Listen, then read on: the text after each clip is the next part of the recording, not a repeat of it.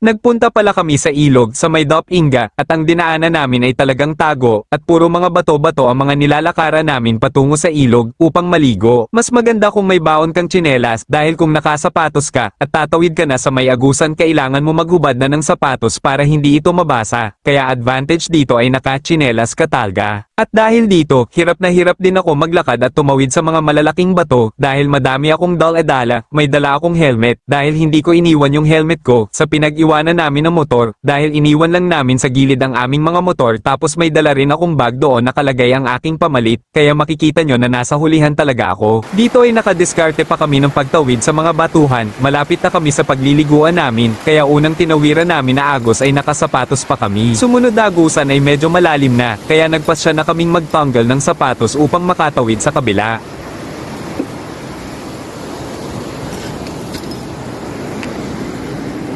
Tanggal sapatos na?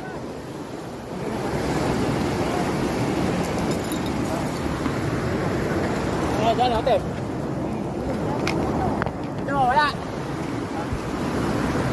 Sunod ay mga naglalakihang mga bato na, kaya medyo masakit din sa paa, sa mga katulad kung hindi sanay talagang mapapa-aray ka kapag nakatapak ka na sa mga malalaking bato, at maliliit na medyo matutulis na bato. At nakarating na rin kami, hindi na namin kaya pa sa mismong falls, dahil masyado ng malayo at mahihirapan kami pagpabalik na at baka gabihin din kami.